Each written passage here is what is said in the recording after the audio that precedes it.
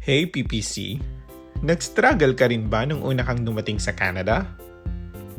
Isa ito sa napakaraming tanong na paulit-ulit naming nare-receive sa Pinoy Professionals Canada. Totoo naman, we hear a lot of stories, mga combination ng success, failure, at mga pagbangon ng mga Pilipino dito sa Canada. Our answer could have been simpler.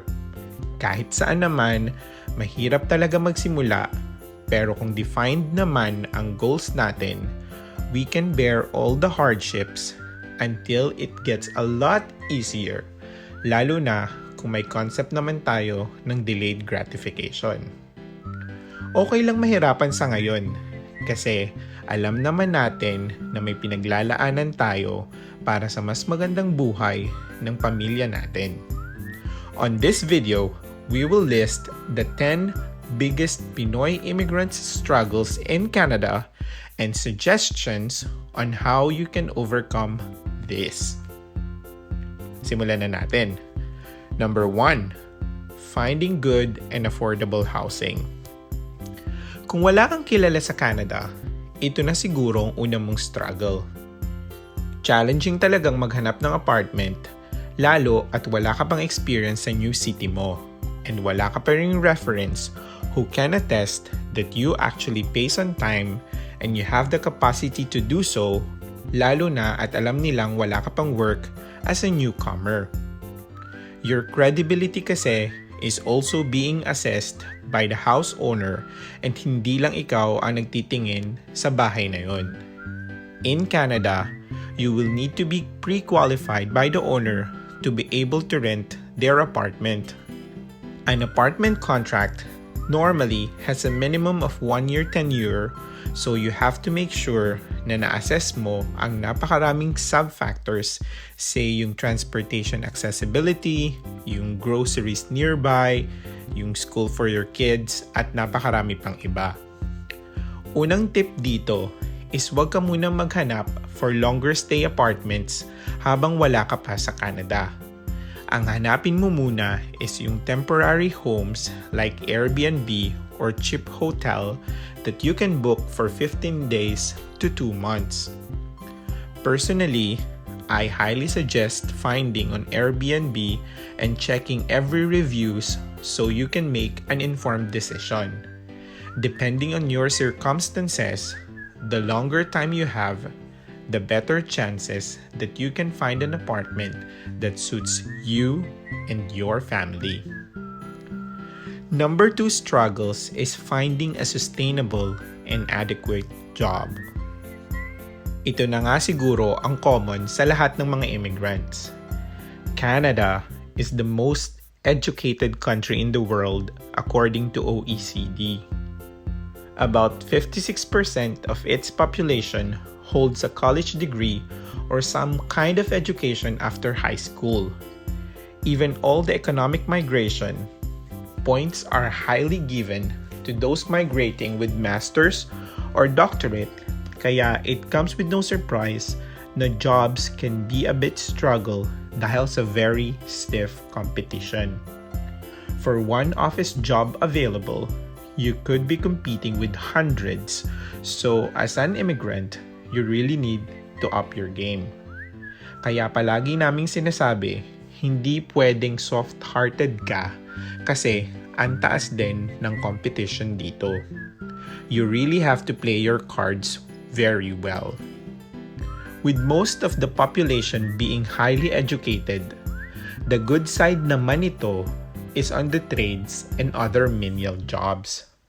As most highly educated tends to apply for an office white-collar jobs, the flip side is there is a bigger shortage in Canada for trades and other blue-collar jobs that banks on skills. Kaya palagi rin nating naririnig na sobrang malaki ang demand ng welders, restaurant crew, sales associate, truck drivers, and general laborers, which we discussed on our previous videos. Number 3 struggle is missing your loved ones. Kung single ka na nag-migrate kagaya ko, this struggle is really real. Wala ka pang work. Asa new city ka. Wala kang kakilala. Although oo, asa magandang place ka, but you will definitely feel that missing home and your family is really a struggle. Na sana kasama mo din sila on this new journey. Wala namang madaling journey. And sa una talaga, isipin mo na lang that you are making this leap of faith, this big sacrifice for your family, in a hope na magkakasama-sama din kayo in the near future. Napakaswerte natin that we have lived in a digital era that we can stay connected to our family in just one click, so you have to make good use of it. In case na pupunta ka on this situation, my personal advice is to use your solitude in going to public libraries. There, you can see a lot of resources that will entertain you in every little ways. There are also a lot of Facebook groups, kagaya ng Pinoy Professionals Canada, that you can be connected until you find your family or belongingness in this new country. Labas-labas ka lang and wag mong sasarilinin lahat. You can do it. Kinaya nga namin. Siguradong kayang-kaya nyo rin. Number 4 struggle is the recognition of your credentials and work experiences. Ito ang a bit disconnect ng using education for immigration purposes at education for job search purposes. For immigration purposes kasi, your degree, master's, or doctorate will really help you a lot, and sometimes it is really equivalent to that degree of Canada. But for job search, this is another story. Canadian employers are really looking for Canadian education and Canadian work experiences. And your job search sa profession mo highly depends kung gaano ka kahanda. I hope you can watch our previous videos on how you can prepare for Canada and your job search, pati na rin yung sa resumes. Number 5, limited financials or financial constraints. If you are a normal migrant, our financials are pretty limited. Siyempre, meron lang tayong certain amount na nilaan for our integration, kaya we have to make sure that we maximize the use of it. At some point in your application, kung medyo nadidelay man yan, see to it that you will see it on another angle. God is asking you to save more para sa smoother transition mo sa Canada. Dun mo siya titingnan palagi. Kahit nakuha mo na ang permanent residency mo, if hindi ka pa ready fully financially, don't go and do soft landing lang. I-assess mo muna ang situation mo kasi ikaw lang ang makakapag-decide nito. Check all the factors, and if you needed advices, you can always ask. Sa Canada, you can never go wrong kasi sabi nga nila, at the end, kung talagang kailangan mo na, you can sort to do menial jobs. If worst comes to worst, pwede mo naman talagang gawin yon. Pero sabi ko nga, hanggang kaya, save ka lang muna ng save.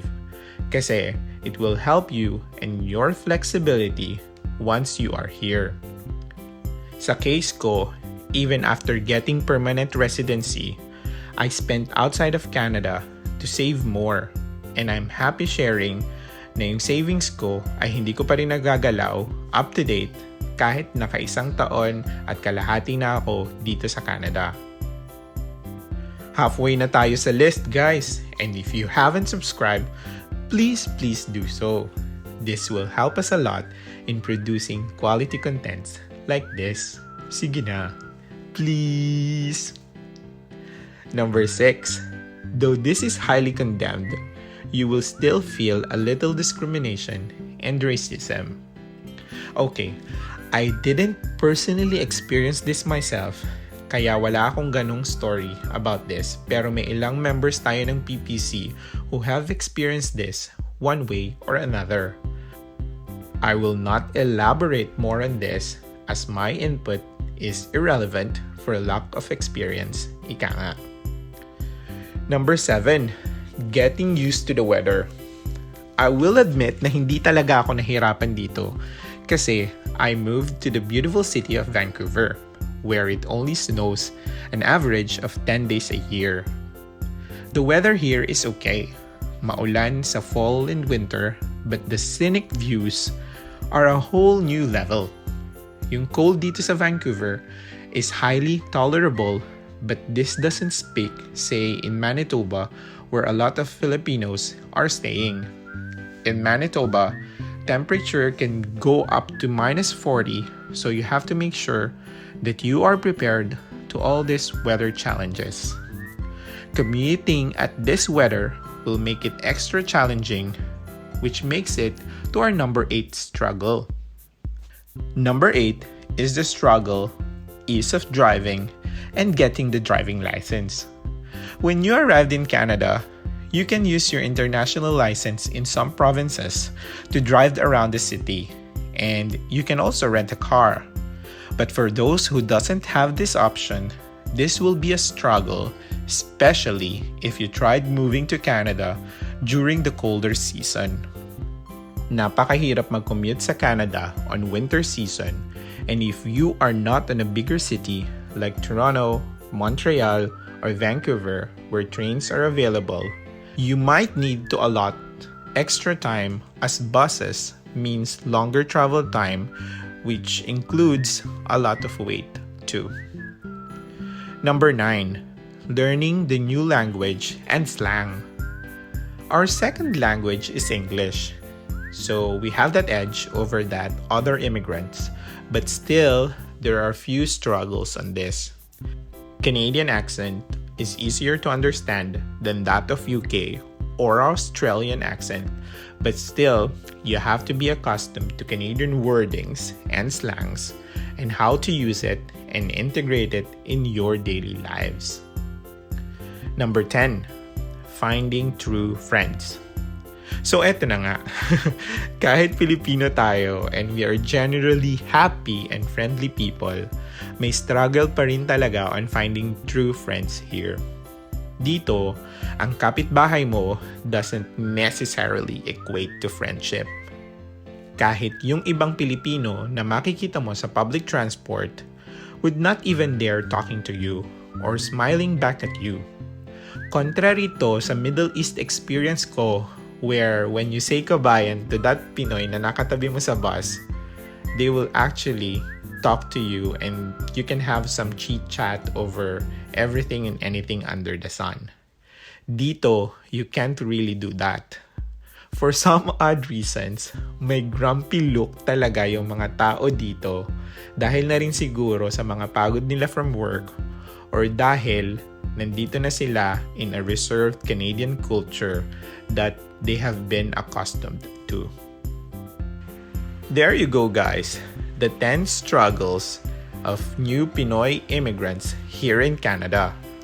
Just to recap, it is finding good and affordable housing, finding a sustainable and adequate job, missing loved ones, recognition of credentials and work experiences, limited financial and other financial constraints, discrimination and racism, getting used to the weather, transportation, ease of driving and getting driving license, learning new language and slang, and finding true friends.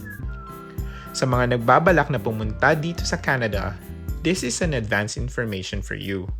Sa mga andito naman na sa Canada, what else do you think have we missed? I hope you can all comment, share, and of course, subscribe. See you again on our next videos. This is again Pinoy Professionals Canada. Sa susunod, we will discuss about the USA versus Canada.